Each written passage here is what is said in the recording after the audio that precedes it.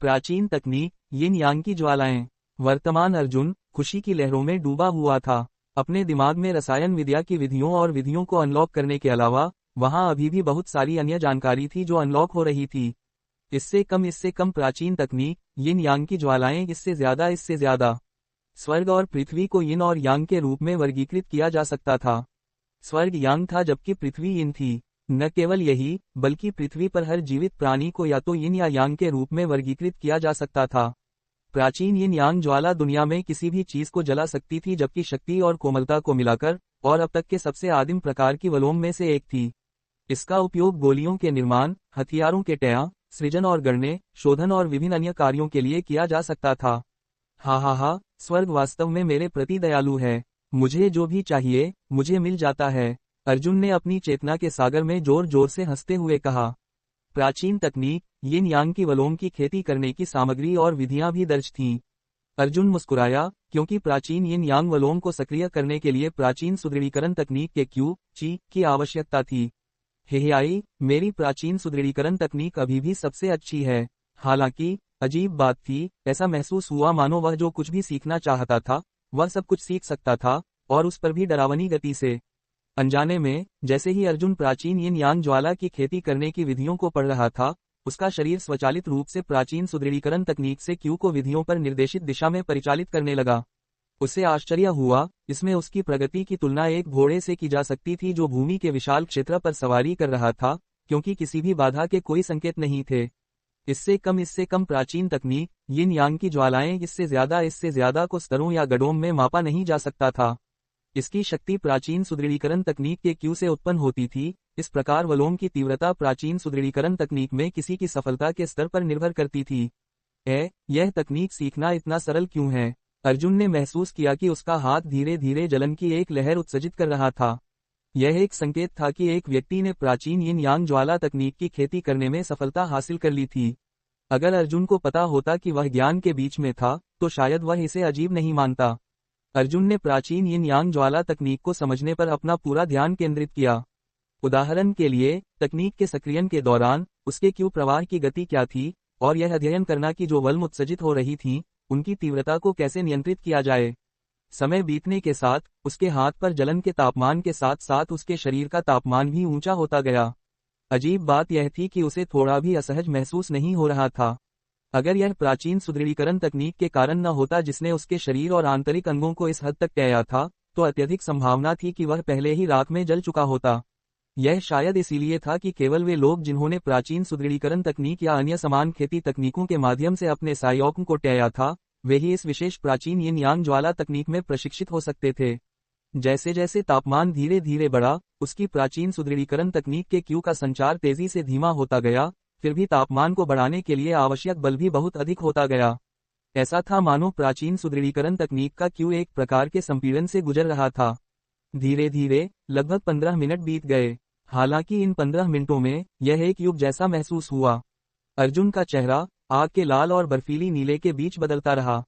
उसके दोनों हाथों और उसके शरीर का तापमान ऐसी स्थिति तक बढ़ने लगा जहां वह केवल शून्यता महसूस कर सकता था, क्योंकि वे भयंकर गर्मी और ठंड के बीच बदलते रहे। जब अंततः टेंग, एक ज्वाला अंगार लगभग 1 इंच लंबा, उसकी हथेली की सतह पर आतिशबाजी के विस्फोट की तरह प्रकट हुआ। तो यह यिन यांग ज्वाला है। अर्जुन ने अपनी हथेली में धूसर रंग के अंगारे को देखा। अजीब बात थी, गर्मी की कोई भावना नहीं थी। अंगारा इसके बजाय ठंडी ठंड की भावना उत्सर्जित कर रहा था। जैसा कि अर्जुन वहां मूर्ख की तरह खड़ा था। पृथ्वी और स्वर्ग को यिन और यांग के रूप में वर्गीकृत किया जा सकता था। रात और दिन भी ऐसा ही था।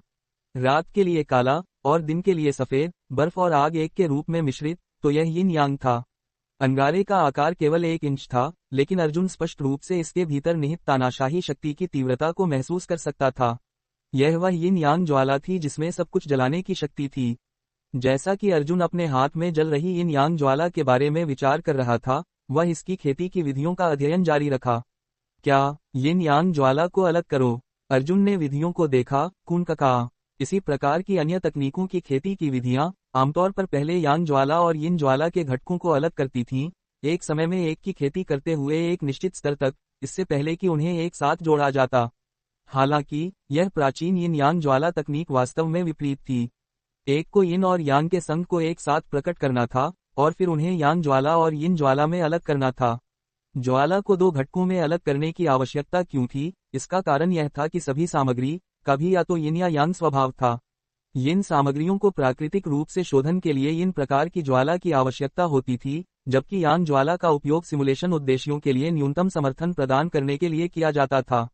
जबकि यांग सामग्रियों के लिए किसी को यांग प्रकार की ज्वाला की तानाशाही ज्वालामुखी ऊर्जा का उपयोग करना पड़ता था ताकि इसके भीतर के सार को शोधित किया जा सके।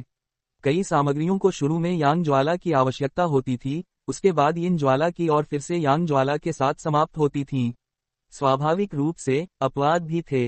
हालांकि कुछ दुर्लभ आध्यात्मिक सामग्रियों को सफलतापूर्वक शोधित करने के लिए किसी को ऐसी ज्वाला की आवश्यकता होती थी जिसमें यिन और यांग दोनों का स्वभाव था। पहले का धूसर रंग का अंगारा पहले ही नष्ट हो चुका था, और इस प्रकार उसने अपनी प्राचीन सुदृढ़ीकरण तकनीक क्यू को पुनः सक्रिय किया, जैसा कि उसने यिन यांग घटकों को अलग करने की कोशिश की। अंततः अर्जुन का बायां हाथ यांग ज्वाला को प्रकट कर रहा था, जबकि उसका दायां हाथ यिन ज्वाला को प्रकट कर रहा था। अभ्यास व्यक्ति को पूर्ण बनाता है। जैसे जैसे समय बीतता गया, यह एक परिचित मार्ग पर गाड़ी चलाने के समान था, एक पार्क में टहलने की तुलना में। धीरे धीरे अर्जुन के शरीर का बायां तरफ गर्म होने लगा, जबकि शरीर का दायां तरफ स्पर्श करने पर ठंडी ठंड थी। यिन यांग, यांग यिन, ऐसा लगा मानो वह सफल होने वाला था। उसके शरीर का स्वभाव वर्तमान में बायां यांग और दायां यिन था। अगर वह ज्ञान की अवस्था में भी इसे मास्टर नहीं कर सका, तो इसका मतलब यह होता कि तकनीक में कोई दोष था। हालांकि अर्जुन इस तथ्य से अनभिज्ञ था कि वर्तमान वह वास्तव में उस ज्ञान की अवस्था में था। उसे बस इतना पता था कि उसे लगा मानो आज उसकी मदद के लिए एक देवता मौजूद था। एक सुंदर लड़की के हाथ की एक हल्की थपकी से रसायन विद्या और प्राचीन ज्वाला तकनीकों को अनलॉक करने तक ऐसा लगा मानो वह कुछ भी गलत नहीं कर सकता था। क्या वीनाइना वू सुआंग उसका भाग्यशाली तारा हो सकती है? उसकी सीखने की गति बिजली की तरह तेज थी, विशेष रूप से उसकी उस थपकी के बाद। लगता है उसे भविष्य में उसके साथ अधिक समय बिताना चाहिए और उसे अपना सिर और अधिक बार मारने की अनुमति देनी चाहिए। कौन जानता, शायद वह इसी तरह याटियां प्राप्त करेगा। अर्जुन ने जल्दी से सभी विकुलटयाना विचारों को रोक दिया, जैसा कि उसने इससे कम प्राचीन तकनीक, यिन यांग की ज्वालाएं इससे ज्यादा में महारत हासिल करने पर ध्यान केंद्रित किया। अर्जुन ने पाया कि जिस क्षण उसने अपनी प्राचीन सुदृढ़ीकरण तकनीक को सक्रिय किया, उसका शरीर अब ज्वालामुखी गर्मी और ठंडी ठंड के बीच बदलने में असहज महसूस नहीं करता था। पहली बार जब उसने यह एहसास किया था, तो उसे बहुत अजीब लगा था, लेकिन अब उसे केवल उत्साह महसूस हो रहा था। यिन यांग ज्वाला को उसके दो घटकों में अलग करने के लिए किसी को अपना ध्यान विभाजित करने की आवश्यकता थी, और एक शांत मन की स्थिति बनाए रखते हुए दो चीजें एक साथ करनी थीं। कितने लोग वास्तव में ऐसा करने में सक्षम थे, एक समय में दो अत्यंत खतरनाक चीजों पर ध्यान केंद्रित करते हुए, जबकि एक शांत अवस्था में रहते हुए? अर्जुन को कहा जा सकता है कि उसे इस बार कर्म भाग्य का एक झटका लगा था। अगर वह उस ज्ञान की अवस्था में नहीं होता जिसमें वह वर्तमान में था, भले ही उसने 20 साल बिताए, कोई रास्ता नहीं था कि वह इतनी जल्दी उस तकनीक के सार को समझ पाता। पेंग पेंग, अर्जुन की दोनों हथेलियों की सतह पर एक बार फिर लगभग 1 इंच के आकार के अंगारे प्रकट हुए। उसके बाएं हाथ में यांग ज्वाला सफेद थी, एक अंगारा हिम सफेद रंग का था। उसके दाएं हाथ में ज्वाला काली थी, एक अंगारा स्याही काले रंग का था। अजीब, चौंका देने वाला। अर्जुन ने अपने हाथों में दो प्रकार की विपरीत स्वभाव वाली ज्वाला अंगारों को देखा। एक तीव्र जलती हुई आभा उत्सर्जित कर रहा था, जबकि दूसरा एक अत्यंत ठंडी आभा उत्सर्जित कर रहा था। किंवदंती में कहा गया था कि सफेद ज्वाला मनुष्यों की आत्माओं को भी शोधित करने में सक्षम थी, जबकि हड्डी ठंडी काली ज्वाला किसी की आत्मा और आत्मा को घायल करने में सक्षम थी। हालांकि इसमें निहित ऊर्जा भले ही तानाशाही थी, विभिन्न आध्यात्मिक सामग्रियों को शोधित करना शुरू करने के लिए अपर्याप्त थी। आखिरकार उसकी प्राचीन सुदृढ़ीकरण तकनीक क्यू केवल 3 परत पर था। तकनीक से कुछ और बार अभ्यास करके अधिक परिचित होने के बाद अर्जुन ने रुकते हुए अन्य अनलॉक की गई जानकारी का निरीक्षण शुरू किया। हेहियाई, फिर एक और अच्छी चीज। प्रारंभिक अराजक दिव्य सूची तकनीक। हेहियाई, फिर एक और अच्छी चीज। अर्जुन के मुंह में पानी आ गया। खुशी का यह अचानक झोंका उसे अनभिज्ञ था। खुशी वास्तव में अप्रत्याशित क्षणों में ही आती थी। प्रारंभिक अराजक दिव्य सूची तकनीक, बस नाम को देखकर अर्जुन चौंक गया। वह निश्चित था कि इस सूची तकनीक का निश्चित रूप से इससे कम प्राचीन तकनीक, यिन यांग की ज्वालाएं इससे ज्यादा के साथ संबंध था। क्या सभी तकनीकें जो अनलॉक की गई थीं, प्राचीन सुदृढ़ीकरण तकनीक को अपने आधार के रूप में उपयोग करती थीं? क्या वे पूर्णता के लिए एक दूसरे को पूरक करने में सक्षम थीं? पहले एक नजर डालते हैं। इसे न मानते हुए, आज मैंने जो तकनीकें अनलॉक की, रसायन विद्या और प्राचीन यिन यांग ज्वाला तकनीक पहले से ही मेरे पूरे जीवन को लाभ पहुंचाने के लिए पर्याप्त थी। खेलों में खुद को डूबोना एक गलती नहीं थी। हा हा हा। धन्यवाद वेस्टर्न फैंटेसी, अर्जुन ने मुस्कुराते हुए कहा। अम्मा, यह क्या? यह एक्यूपंक्चर तकनीकों का एक सेट है। अर्जुन चौंक गया। शुरू में उसने सोचा कि यह हमले की तकनीकों का एक सेट था, लेकिन किसने सोचा होगा कि यह इसके बजाय एक्यूपंक्चर तकनीकों का एक सेट था। क्या प्राचीन सुदृढ़ीकरण तकनीक मुझे बीमारियों का इलाज करना चाहती है? उसकी आंखों में पहेली चमकी जैसा कि उसने अनलॉक की गई जानकारी को स्कैन करना जारी रखा। प्रारंभिक अराजक दिव्य सूची तकनीक प्राचीन काल में मौजूद मूल एक्यूपंक्चर तकनीकों में से एक थी। कोई प्राचीन सुदृढ़ीकरण तकनीक से क्यू को एक आधार के रूप में उपयोग करता है। यिन यांग ज्वाला द्वारा उत्सर्जित ऊर्जा का उपयोग करते हुए, जिसे अन्यथा रोएमोइडल फायर के रूप में जाना जाता है, कोई इस विशेष सूची तकनीक के सेट के साथ इसे पूरक कर सकता है ताकि अमरों और राक्षसों की बीमारियों और चोटों का इलाज किया जा सके। क्या तुम बकवास कर रहे हो? इतना शक्तिशाली? अर्जुन लगभग फिर से लार टपकाने लगा। उसे निश्चित रूप से इस सूची तकनीक के सेट को सीखने में समय लगाना होगा। बाइजियोम के लिए कौन सी समस्याएं सबसे अधिक होती हैं? चोट एक ऐसी चीज थी जो एक बाइजी को सामना करनी पड़ती थी। यह आंशिक रूप से एक कारण था कि मेडिकल डॉक्टर और अस्यानाविडा 9 महाद्वीपों की इस दुनिया में इतने सम्मानित पदों पर क्यों थे। अगर कोई किसी अत्यंत शक्तिशाली बाइजी को तुम्हारा एहसान मानने पर मजबूर कर सके, तो क्या उसे धन का एक रूप भी नहीं माना जा सकता था? अब मैं खुद को मुश्किल से एक अस्यानाविडा मान सकता हूँ। हालांकि मैं केवल गोल्डन ऑइंटमेंट बना सकता हूँ, भविष्य में मुझे यकीन है कि मैं एक अद्वितीय अस्यानाविडा बनूंगा। हर अस्यानाविडे की शुरुआत एक उत्कृष्ट डॉक्टर के रूप में होती है, क्योंकि केवल डॉक्टर ही विभिन्न औषधीय गोलियों और सामग्रियों के प्रभावों और विशेषताओं से परिचित होते थे। यह वास्तव में बर्फ में कोयला भेजने के समान था। यह आश्चर्य बहुत अप्रत्याशित था, और जो खुशी आई वह बहुत अचानक थी।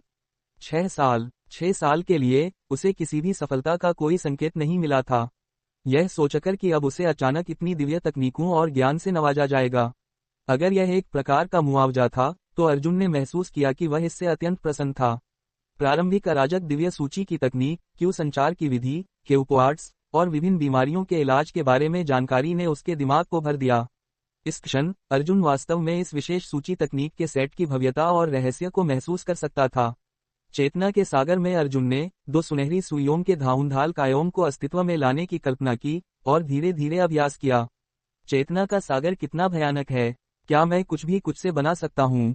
आओ, मुझे गले लगाने के लिए एक सुंदरी दो, अर्जुन ने वसायाना स्वर में पुकारा। कोई प्रतिक्रिया नहीं थी।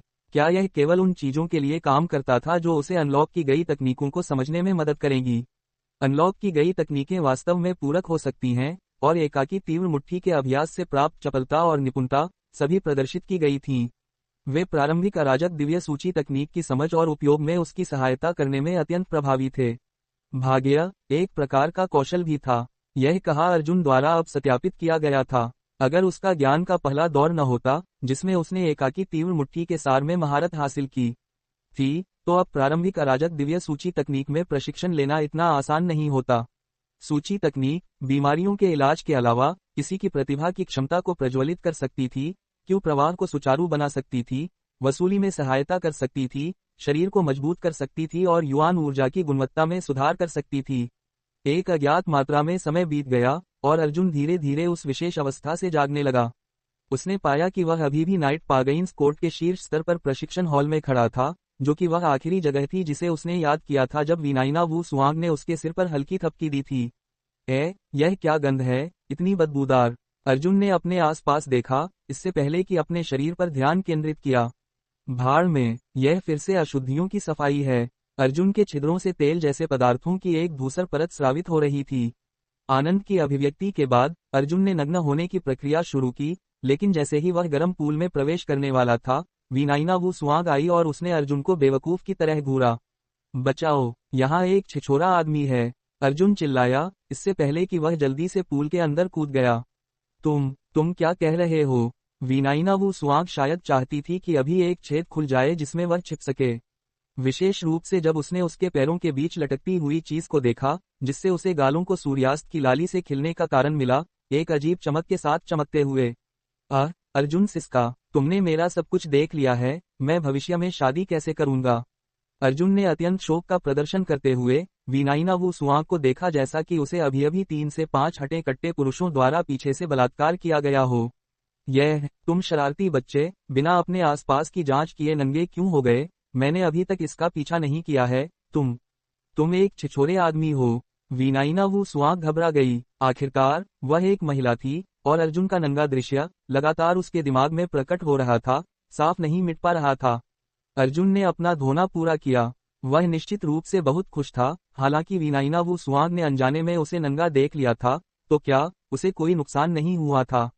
उसकी पिछली दुनिया में वैज्ञानिक रिकॉर्ड से पता चला था कि 80% पुरुषों और महिलाओं ने विपरीत लिंग के नंगे शरीर को देखने के बाद कुछ दुर्भावनापूर्ण इरादे रखते थे। अम्मा, क्या तुम मेरे कपड़े पहले पास करने में मेरी मदद कर सकती हो? धोने के बाद अर्जुन ने महसूस किया कि उसके कपड़े वास्तव में पूल से दूर रखे गए थे, इसलिए अब वह केवल इस आकर्षक सुंदरी से बेसहारा अनुनय कर सकता था। वास्तव में क्या एक दुर्लभ अवसर था। वीनाइना वू सुआंग जम गई जैसा कि उसने अपनी आंखों में छिपी कड़वाहट के साथ अर्जुन की ओर अजीब ढंग से देखा, इससे पहले कि कपड़ों के ढेर की ओर पैर पटकते हुए और इसे उठाते हुए। एक पुरुषार्थ की गंध सीधे वीनाइना वू सुआंग की नासिका मार्गों में घुस गई, जिससे उसके पहले से लाल गाल और भी अधिक लाल हो गए, उसकी सुंदरता को और अधिक उजागर करते हुए। तुम बदमाश बच्चे, तुम्हें बेहतर होगा कि मुझे बड़ी बहन बुलाओ। अगर नहीं तो मैं तुम्हें कपड़ों का सेट नहीं दूंगी। मैंने अपने पूरे जीवन में कभी किसी भी आदमी को कपड़े नहीं पहनाए हैं। वीनाइना वू सुआंग ने आवाज के जटिल स्वर में कहा। अर्जुन चौंका, लेकिन उसने कुछ हद तक समझ लिया कि वीनाइना वू सुआंग क्या कह रही थी। जैसा कि उसके दिल में निराशा की एक छोटी लहर उठी, लेकिन तेजी से इस भावना को उसके दिमाग के पीछे धकेल दिया गया। उसने समझा कि यह सामान्य था। वह अभी कुछ भी नहीं था। कोई याटिया स्तर का व्यक्ति उससे कैसे प्यार कर सकती थी? कोई बात नहीं, प्रयासों से कुछ भी हासिल किया जा सकता है। कोई जल्दीबाजी नहीं थी। वर्तमान उसने पहले ही बहुत सारे फायदे का आनंद लिया था।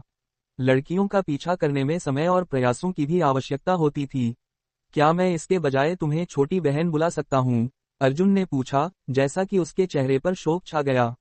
नहीं, तुम बदमाश बच्चे, जल्दी से मुझे आदर के साथ बुलाओ, अगर नहीं तो मैं तुम्हारे कपड़े फेंक दूंगी। उस समय मैं आश्चर्य करती हूँ कि तुम यहाँ से कैसे जाओगे। वीनाइना वू सुआंग ने अपनी आंखें पलकट हुए कहा, कुछ हद तक प्यार से, बड़ी बहन आज्ञाकारी रहो ठीक है, कृपया मुझे मेरे कपड़े वापस पास कर दो। अर्जुन और वीनाइना वू सुआंग, बड़ी बहन आज्ञाकारी रहो ठीक है, कृपया मुझे मेरे कपड़े वापस पास कर दो। वीनाइना वू सुआंग थोड़ा सा जम गई, क्योंकि उसे नहीं पता था कि उसे गुस्से में प्रतिक्रिया देनी चाहिए या हंसना चाहिए। अंततः उसने दूसरे विकल्प को चुना और वह हंस पड़ी, और अर्जुन के हाथों में कपड़ों का ढेर फेंकने के बाद वह बाहर चली गई। अर्जुन ने अपने शरीर से गंदगी धोने के बाद जल्दी से कपड़े पहन लिए। अत्यंत ऊर्जावान महसूस करते हुए वह अपने चेहरे पर एक मुस्कान के साथ प्रशिक्षण हॉल से बाहर निकला। लगता है मेरे शरीर में जुद्धाइन तेजी से कम होती जा रही हैं। पिछली अशुद्धि सफाई के दौरान निकली गंदगी काले रंग की थी, जबकि अब यह धूसर दिख रही थी। बस इसे सोचकर ही अर्जुन खुशी से भर गया। उसने कपड़े पहनने के बाद वीनाइना वू सुआंग वापस आई, और उसने अर्जुन को अपनी आंखों में एक रहस्यमयी नजर के साथ देखा। तुमने वास्तव में ज्ञान की अवस्था में आधा दिन बिताया, लेकिन तुम याटिया में सफलता क्यों नहीं हासिल कर पाए? वीनाइना वू सुआंग ने पूछा, उसके स्वर में जिज्ञासा स्पष्ट थी। ज्ञान? अर्जुन ने ध्यान से पूछा। वीनाइना वू सुआंग रुक गई, मानो वह स्तब्ध हो गई हो। ऐसा प्रतीत होता था कि इस छोटे साथी को अभी भी कोई संकेत नहीं था कि वह अभी अभी ज्ञान का एक दौर पार कर चुका था। क्या बेवकूफ आदमी था। ऐसे बहुत से लोग थे जिन्होंने अपना पूरा जीवन ज्ञान की तलाश में बिताया, लेकिन कभी सफल नहीं हुए, और यहाँ उसके सामने यह छोटा साथी था। आंखें घुमाते हुए यह साथी, उसे यह भी नहीं पता था कि उसने अभी अभी ज्ञान का अनुभव किया था। सचमुच, क्या स्वर्ग अंधे हैं, या उसे किसी स्वर्गीय देवता का आशीर्वाद और सहायता प्राप्त है? तुम पहले ज्ञान की अवस्था में प्रवेश कर गए, यह सोचकर कि तुम इतने भाग्यशाली हो। वीनाइना वू सुआंग का एक हिस्सा मुस्कुराना चाहता था, जबकि दूसरा हिस्सा कुछ हद तक पूर्ण महसूस कर रहा था। आखिरकार यह उसके कार्यों के कारण था कि अर्जुन उस विशेष अवस्था में प्रवेश कर सका। अम्मा, क्या मैं तुम्हें फिर से परेशान कर सकता हूँ? अर्जुन ने गंभीरता से पूछा। अर्जुन के चेहरे पर गंभीर अभिव्यक्ति को देखकर वीनाइना वू सुआंग दबे पैर हंस पड़ी, जैसा कि उसने जवाब दिया, बोलो, चाहे कुछ भी हो, जब तक बड़ी बहन मदद कर सकती है, मैं जरूर मदद करूंगी। भगवान, लगता है इस महिला को बड़ी बहन बुलाए जाने की आदत पड़ गई है। क्या तुम मेरे सिर पर फिर से थपकी दे सकती हो? शायद यह याटियां प्राप्त करने का रहस्य है। अर्जुन ने धीरे धीरे अपनी गर्दन आगे बढ़ाई, जबकि उसने सुनिश्चित किया कि वह चोरी से वीनाइना वू सुआंग के शरीर की मैग्नोलिया जैसी सुगंध को सूंघ रहा था। क्या तुम विश्वास करते हो कि मैं तुम्हें मारूंगी, तुम यह बड़ा सिर वाला भूत? वीनाइना वू सुआंग हंसने से नहीं रोक पाई जैसा कि उसने अपना हाथ बढ़ाया और अर्जुन के सिर पर जोर से थपकी दी। क्या तुम वाकई मुझे मरना चाहती हो? महिलाएं वास्तव में जहरीली प्राणी हैं। अर्जुन ने अतिशयोक्तिपूर्ण ढंग से अभिनय किया जैसा कि उसने ठंडी सांस लेते हुए दर्द की नकल की। यह कैसा महसूस होता है, यह सोचकर कि तुमने ज्ञान का अनुभव किया लेकिन याटियां में सफलता हासिल नहीं की? मैं मानती हूं कि तुम्हें जो लाभ मिले होंगे वे काफी अच्छे होंगे। वीनाइना वू सुआंग ने जिज्ञासा से पूछा। मुझे काफी अच्छा लग रहा है। मैं तुम्हारे कीमती छोटे हाथ का आभारी हूँ। ऐसी कृपा, वास्तव में नारीत्व का प्रतीक। इतने चमत्कारिक प्रभाव के साथ मैं तुम्हारा कैसे ऋण चुकाऊं? मुझे पता है, सिंह। कोई चारा नहीं, मैं खुद को नीचा करके तुमसे शादी कर लूंगा। अलामत वावेन, सपने में भी मत सोचो। वू सुआंग के सिर के ऊपर 3 काली रेखाएं प्रकट हुईं। आओ मुझे एक मौका दो, मुझे तुम्हें कैसे चाहना शुरू करना है। मुझे एक शर्त दो, चाहे वह कितनी भी कठोर हो, यह अभी भी मेरे लिए आशा की एक किरण का प्रतिनिधित्व करती है। अगर नहीं, तो मैं तुम्हारे पीछे इतना पागल हो जाऊंगा कि बीमार पड़ जाऊंगा। सांप को मारने के लिए छड़ी का पालन करना पड़ता है। अपनी पिछली दुनिया के ज्ञान से अर्जुन जानता था कि भोली भाली महिलाओं का पीछा करने की रणनीतियों में से एक उन्हें एक चिपके हुए कागज की तरह चिपके रहना था। तुम बच्चे, बकवास बंद करो। कि 10 साल, मैं तुम्हें मुझे हराने के लिए 10 साल देती हूँ। अगर तुम्हें अभी भी मुझसे पसंद आती हूँ, तो मैं तुम्हें मेरा पीछा करने की अनुमति दूंगी, लेकिन कोई गारंटी नहीं है कि मैं तुम्हारे प्यार में पड़ जाऊंगी। वीनाइना वू सुआंग ने कुछ हद तक गंभीरता से जवाब दिया, लेकिन हास्य का मिश्रण था। ठीक है, 10 साल। इन 10 सालों में मैं तुम्हें अन्य गायनाउन पुरुषों के साथ नहीं रहने दूंगा। अगर तुम किसी और से प्यार करने लगी, तो जब मैं मजबूत हो गया, तो मैं तुम्हें जरूर वापस छीन लूंगा। उस समय तुम्हें रोने की अनुमति नहीं है, ठीक है? वैसे सबसे अच्छा विचार यह है कि तुम 10 साल तक सिंगल रहो, जब तक मैं मजबूत न हो जाऊं। अर्जुन ने शर्मनाक ढंग से जवाब दिया। प्राटा, तुम अभी भी हिम्मत जताते हो, तुम बेहतर ध्यान रखना वरना मैं तुम्हें इतना नहीं मारूंगी कि तुम रोने लगो। वीनाइना वू सुआंग इसे और बर्दाश्त नहीं कर सकी और उसने अर्जुन को डांटने का फैसला किया। आसमान की ओर देखकर अर्जुन जानता था कि उसे जाने का समय आ गया था। आज यहाँ जो कुछ भी हुआ, वह अभी भी थोड़ा अविश्वसनीय महसूस कर रहा था। वह निश्चित रूप से इस दिन को अपनी यादों में टाज मुझे वापस जाना चाहिए, वरना मेरे परिवार को मेरी चिंता होगी। अर्जुन के इन सामान्य शब्दों ने वू सुआंग को थोड़ा आहत किया। अर्जुन ने अनायास ही उसके उदास भावों को नोटिस किया। 2 जीवन के अनुभवों वाले व्यक्ति के रूप में अर्जुन आमतौर पर लोगों के सूक्ष्म भावों से बता सकता था कि वे क्या सोच रहे थे। वीनाइना वू सुआंग के मामले में वह बहुत मासूम थी, उसके भाव सब उसके चेहरे पर पूरी तरह से प्रदर्शित थे। छोटी सुआंग, अगली बार तुम मुझे अपना दोस्त मान सकती हो, या यहाँ तक कि अपना रिश्तेदार भी, या इससे भी बेहतर, अपना आदमी भी। हालांकि तुम्हें मुझे और मारने की अनुमति नहीं है, ठीक है? तुम्हें जो भी कठिनाइयों का सामना करना पड़े, मैं उन्हें तुम्हारे लिए हल करने की पूरी कोशिश करूंगा। अर्जुन ने गंभीरता से कहा, उसकी आंखों में देखते हुए। वीनाइना वू सुआंग थोड़ा सा कांप गई, लेकिन उसने अर्जुन को अस्वीकार नहीं किया। शायद वह उसके दिल में कोमलता का संकेत महसूस कर सकती थी। वह केवल हल्के से मुस्कुराई, जैसा कि उसने अपना हाथ बढ़ाया और अर्जुन के सिर पर रगड़ा। मेरे सिर को छूना, मतलब तुम मेरा फायदा उठा रही हो। ठीक है, चूंकि तुम पहले से ही मेरी हो, जाओ, जितना चाहे फायदा उठाओ, मैं एक तैयार पक्ष हूँ। अर्जुन ने वीनाइना वू सुआंग के कोमल हाथों को पकड़ लिया और उन्हें छोड़े बिना पकड़े रखा। आम्पा, क्या तुम पिटना चाहते हो? यह छोटा साथी फिर से मेरा फायदा उठा रहा है। वीनाइना वू सुआंग ने अर्जुन को डंटते हुए अपना हाथ वापस खींच लिया। मैं पहले से ही एक आदमी हूँ, एक छोटा साथी नहीं। अर्जुन ने असहाय होकर जवाब दिया। बड़ी डैश। अर्जुन नाइट पागइन्स कोर्ट से निकल गया, और जब वह खिड़की में सुंदर महिला को देखने के लिए अपना सिर मारता था, तो उसने अलविदा कहते हुए अपने हाथ लहराए। जब वह बाहर आया, तो उसे अभी भी कुत्ते की तरह की आवाज, पापा, सुनाई दे रही थी, और अन्य कमरों से आनंद की आम निकल रही थी। भाड़ में, मैं भी यह करना चाहता हूँ। नाइट पागइन्स कोर्ट का आंतरिक हिस्सा वसंत के समान गर्मी से ढका हुआ था, जबकि सड़कों पर बाहर किसी को सर्दी की टाइटहुआना झेलनी पड़ती थी। सौभाग्य से अर्जुन ने जो खेती की थी, वह उसके शरीर का टहना था। ठंड के उसके सिस्टम में घुसने का कोई तरीका नहीं था। वह यहाँ अनजाने में आया था, लेकिन यहाँ से खुशी लेकर गया। यह एक भरी हुई महिला के साथ खेलने जितना ही आरामदायक था। हालांकि अर्जुन को सेक्स का क्या पता था। जो उसे पता था वह केवल उसकी पिछली दुनिया की फिल्मों और उपन्यासों जैसी द्वितीयक जानकारी के माध्यम से था। उसका एकमात्र भौतिक अंतरंग अनुभव यूहे के साथ था। हालांकि पहले जब उसने वो सुआंग के हाथ पकड़े तो एहसास बुरा नहीं था, वास्तव में उसकी दिल की धड़कन तेज करने में सक्षम था। वो सुआंग के साथ ऐसा करना बहुत आरामदायक होना चाहिए ना। अर्जुन ने फिर से कल्पना करना शुरू किया जैसा कि उसका खून उबलने लगा। इस अवस्था में यह एक चमत्कार था कि उसने किसी तरह एक परिचित सड़क का रास्ता खोज लिया। अंततः अर्जुन शर्मा कुल की चिकित्सा दुकान पर वापस पहुंच गया, यह सोचकर कि उसने एक दिन के लिए बाहर जाकर इतने सारे लाभ काट लिए। यह मेरा ज्ञान का दूसरा अनुभव है। अधिकांश लोगों के लिए वे अपने पहले ज्ञान के दौरान याटियां हासिल करते, लेकिन मेरे लिए इसके दूसरा होने के बावजूद याटियां अभी भी दूर और एक सपने की तरह अमूर्त महसूस होता है। इसे भूल जाओ, कुछ चीजों को मजबूर नहीं किया जा सकता। शायद अगर मैं सक्रिय रूप से इसकी तलाश करना बंद कर दूं तो मैं इसके करीब पहुंच जाऊं। 9 महाद्वीपों की इस दुनिया में कितने लोग याटियां में सफलता चाहते हैं, फिर भी वास्तव में कितने लोगों ने इसे हासिल किया। कुछ चीजों को वास्तव में मजबूर नहीं किया जा सकता। स्वर्गीय नेत्र तकनीक और पवित्र दिव्य हाथ तकनीक। जब वह शर्मा कुल वापस पहुंचा तो अर्जुन ने देखा कि प्रिया तालाब में मछलियों और कछुओं को खाना खिला रही थी।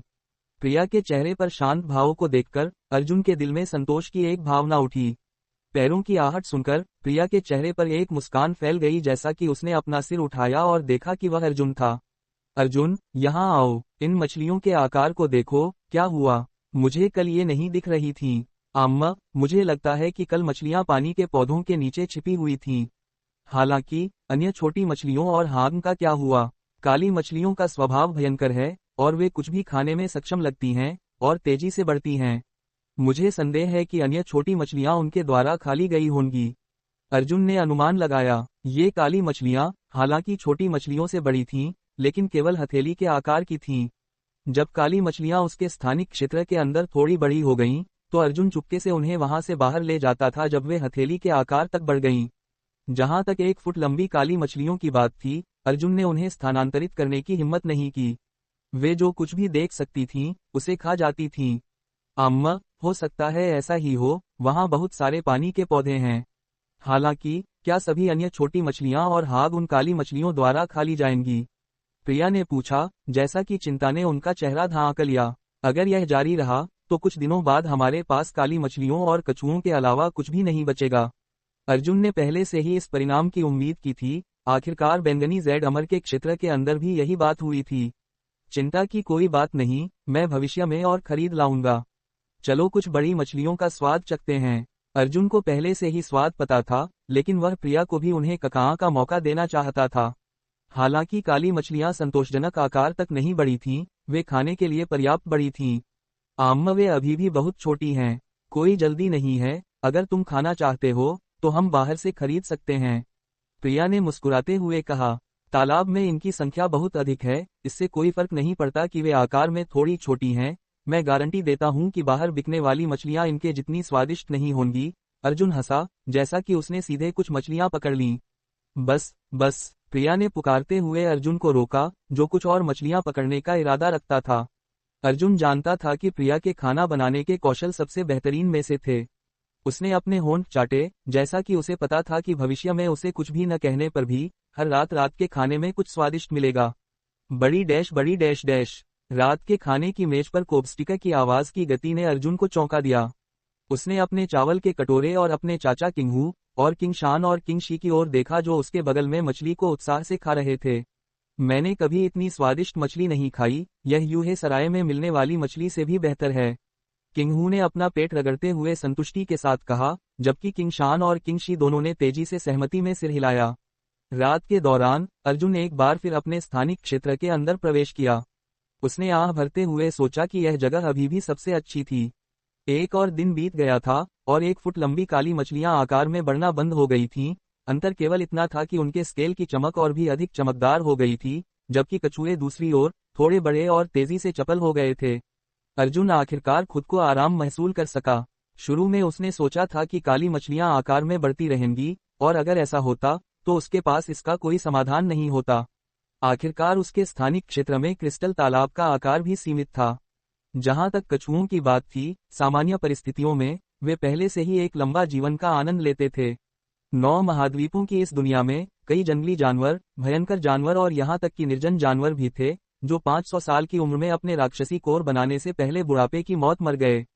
केवल वे जानवर जो कुछ भाग्यशाली घटनाओं से मिले, जैसे कि विभिन्न आध्यात्मिक जड़ी बूटियों और फलों का सेवन करके अपने जीवन काल को बढ़ाना, या कछुओं और कछुओं जैसे प्राणी, राक्षसी जानवर में विकसित होना अत्यंत कठिन था। इसीलिए अर्जुन को चिंता नहीं थी कि मछलियां राक्षसी जानवरों में विकसित हो जाएंगी। जानवरों के लिए याटियां अवस्था तक पहुंचना और भी कठिन था, आकाश में चढ़ने से भी कठिन।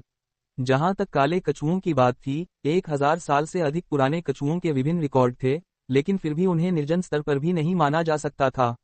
कोई गारंटी नहीं थी कि जानवर 500 साल के बाद विकसित होकर अपना कोर बना पाएं।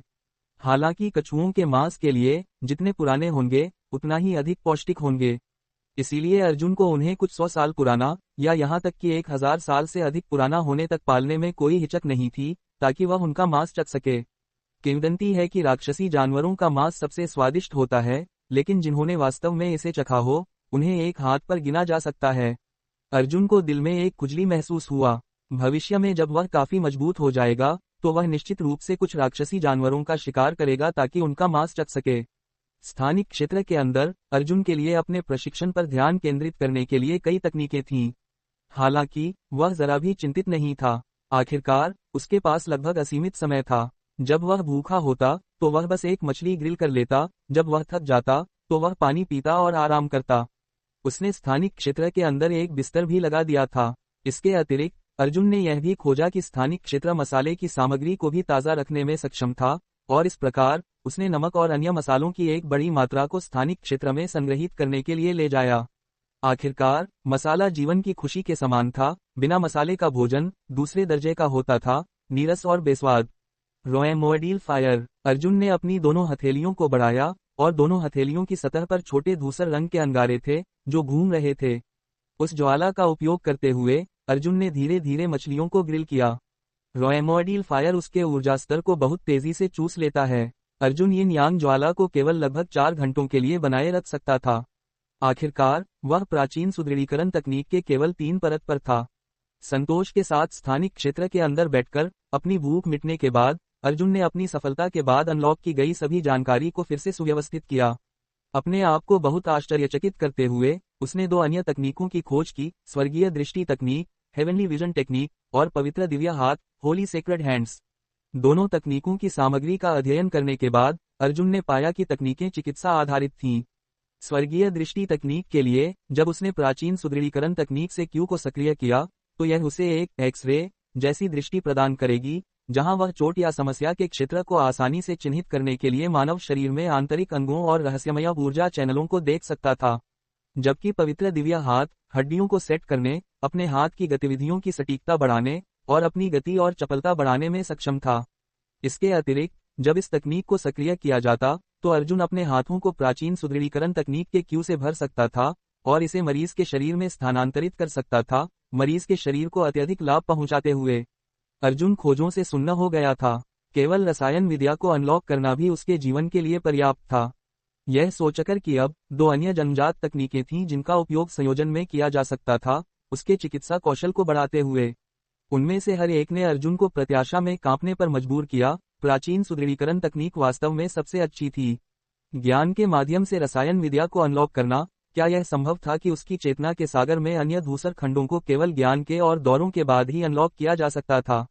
ज्ञान, स्वर्ग के मार्ग में झांकना, यह कब फिर से होगा कि वह एक और का अनुभव कर सके?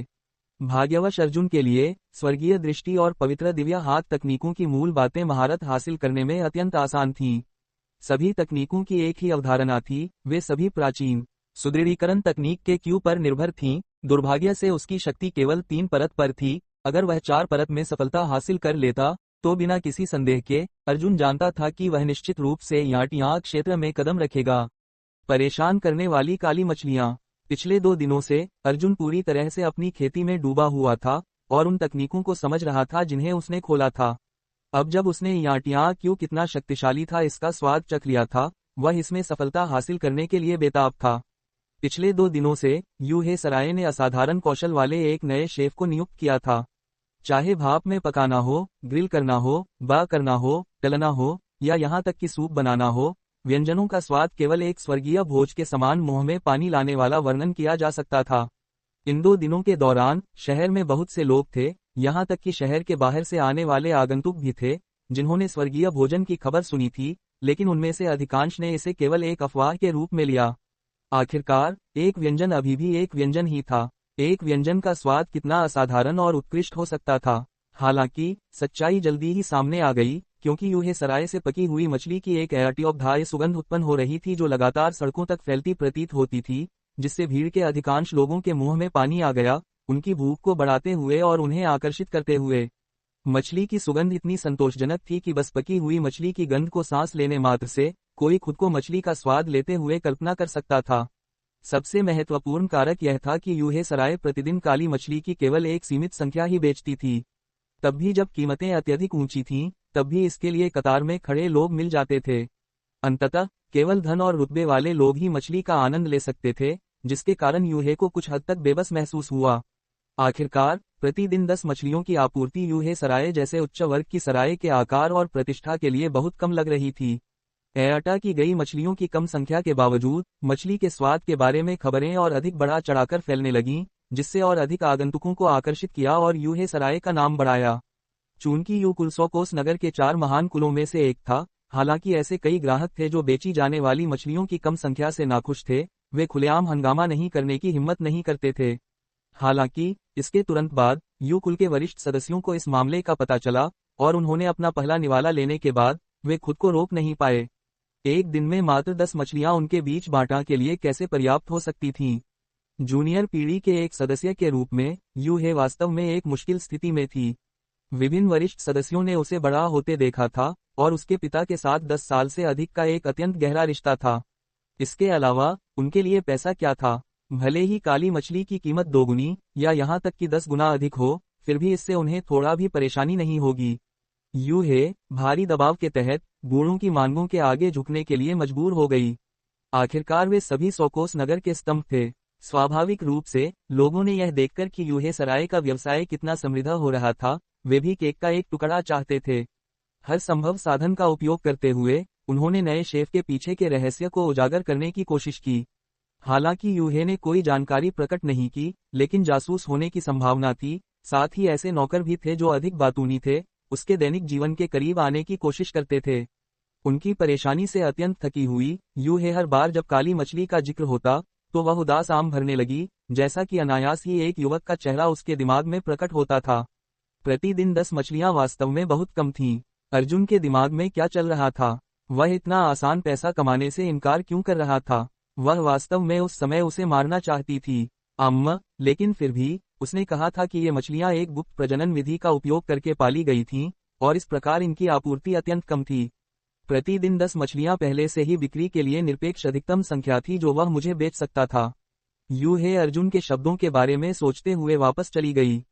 कई लोग यूहे से उन्हें और अधिक काली मछलियां बेचने की भीख मांगते थे, लेकिन बेबस होकर वह केवल पूर्व बुकिंग, मछली को पकाने में लगने वाले भारी प्रयासों, जनशक्ति की कमी आदि जैसे कारणों का उपयोग करके उनके अनौपधोम को अस्वीकार कर सकती थी। नहीं, इसे जारी रहने की अनुमति नहीं दी जा सकती। अंकल होम के साथ चर्चा के बाद 100 काली मछलियां जो 10 दिनों तक चलने वाली थीं, वे 3 दिनों में ही आधी हो गई हैं। हमें बिक्री वाली मछलियों की मात्रा को और भी सीमित करना होगा। ग्राहकों के भीतर कई चालाक लोग थे जो हेड शेफ को हिडाटा करना चाहते थे, लेकिन यूहे चिंतित नहीं थी। आखिरकार चाहे शेफ कितना भी अच्छा क्यों न हो, यह अभी भी बेकार था। इस पूरी बात का मुख्य बिंदु उस युवक अर्जुन नाम था। सौकोस नगर के उत्तरी क्षेत्र में एक प्राचीन दिखने वाला लेकिन सुंदर ढंग से डिजाइन किया गया मंडप था। मंडप का आंतरिक हिस्सा सुरुचिपूर्ण ढंग से डिजाइन किया गया था, बिना किसी लागत पर विचार किए, जो इंगित करता था कि इस जगह का मालिक कोई ऐसा व्यक्ति था जो अत्यंत धनी था और उसका एक असाधारण रुतबा था। क्या तुम्हारी जांच से पता चला कि यूहे सराय में मुख्य शेफ कौन था?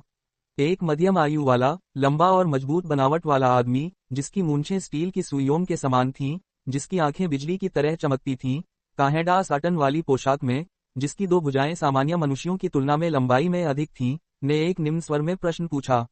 बेकार कचरा, भाग जाओ। तुम बेहतर अपनी आंखें चौड़ी करके यूहे सराय में किसी को भी संदिग्ध समझो, उसकी हरकतों पर नजर रखो। भागो। जी सर। वह आकृति, जिसने पूरी बातचीत के लिए अपनी पीठ हुकई हुई थी, तेजी से पीछे हट गया। एक दयालु दिखने वाले बूढ़े आदमी ने, एक प्लेट में काली मछली लिए हुए, वहां आते हुए कहा, बा बैक कोटरा, चलो मछली खाते हैं। अंकल ली, आपको बस नौकरों से हमें परोसने के लिए कहना चाहिए था। आओ आओ, चलो खाते हैं। अंकल ली के साथ खाने से व्यंजन की वास्तविक स्वाद निकल कर आएगा। हालांकि यह मछली वास्तव में कुछ होती है, हमारे रुतबे के बावजूद हम प्रतिदिन केवल एक ही खा सकते हैं। कितना असंतोषजनक, सिटबा ने क्रोध से कहा, जैसा कि उसने बूढ़े आदमी को भोजन तालिका पर ले गया। बूढ़े आदमी ने सहमति में सिर हिलाया। जैसा कि दोनों ने मछली का स्वाद लेना शुरू किया, दोनों ही आपसी समझ से बंधे हुए थे। उत्कृष्ट उत्कृष्ट, यह मछली वाकई स्वादिष्ट है। हर बार जब मैं इसका स्वाद लेता हूँ, मैं कभी भी पर्याप्त नहीं पा सकता। इसकी माँ की कसम, बूढ़े आदमी ने नाखुशी से कहा, अगर हम यूहे सराय के मुख्य शेफ को हीडा आटा कर लें, तो हम इसे हर दिन खा सकेंगे। हालांकि यूं कुल चुप्पी साधे रखने में वास्तव में अच्छा है। अब तक मुख्य शेफ कौन था, इस बारे में कोई खबर नहीं है। मुख्य शेफ के पैर की जूती। बूढ़े आदमी ने नाक से आवाज निकाला। मैं अपने व्यापक अनुभवों के वर्षों के साथ बता सकता हूं कि यूहे सराय में कोई मुख्य शेफ नहीं है। विशेष स्वाद किसी के द्वारा भी उत्पादित किया जा सकता है। इसका एकमात्र रहस्य मछली है। चाहे गंध हो, स्वाद हो, मांस को चबाने पर जो एहसास हो, यह सब इस मछली से उत्पन्न होता है। बूढ़े आदमी, जिसका नाम अंकल ली था, ने तेजी से खाते हुए बात की। सिटबा स्तब्ध रह गया। यह अंकल ली उसके सिटक कुल का एक मूल्यवान मेहमान था और सिटा नाटिया का एक अत्यंत करीबी मित्र था। यह व्यक्ति एक रोजिस गडडा अल्कमिस्टा था। महाद्वीप के बड़े शहरों में भी उसका दर्जा अत्यंत आदरणीय होगा। क्या अंकल ली, आपने कहा कि यह मछली ही रहस्य है, कोई मुख्य शेफ नहीं है? हालांकि मैं बूढ़ा हूँ, मेरी आंखों की शक्ति अभी भी काफी अच्छी है। आप जानते हैं कि वे प्रतिदिन केवल 10 मछलियां बेचते हैं, जिसका मतलब है कि इस प्रकार की मछलियों का बड़े पैमाने पर प्रजनन नहीं किया जा सकता है, इसीलिए उन्हें आपूर्ति को नियंत्रित करना पड़ता है। एक शरारती चमक उसकी आंखों में चमकी, जैसा कि अंकल ली ने समझाया। अंकल ली, क्या आपको लगता है कि हमें इस काली मछली के स्रोत की जांच करनी चाहिए? अगर इनका एक बड़ा बैच होता, तो निकट भविष्य में हम सभी धन में लुढ़क जाएंगे। तब तक मेरे सिटक कुल की मदद के लिए याटिया बाइजियोम को भर्ती करना कोई समस्या नहीं होगी। सिटबा की आंखों में चमक ने बूढ़े आदमी की नकल की। हालांकि यह कठिन हो सकता है, जब तक एक भी आशा की किरण है, हम हार नहीं सकते। एक बाल्टी भरने के लिए 10 मछलियां, कुछ लोगों को यूहे सराय के मुख्य दरवाजों और बगल के प्रवेश द्वारों पर किसी भी संदिग्ध व्यक्ति पर नजर रखने के लिए लगाओ जो कुछ भी ले जा रहा हो। अंकल ली मुस्कुराया, जैसा कि वह काली मछली के स्वादिष्ट स्वाद में खो गया। अर्जुन को उन परेशानियों का कोई पता नहीं था जो उसकी काली मछलियों ने पैदा की थीं, नहीं उसे पता था कि यूहे इस मामले के कारण कितनी उदास थी। स्वाभाविक रूप से वह उन सडियाटॉक्न से अनभिज्ञ था जो सिटक कुल द्वारा रचे जा रहे थे।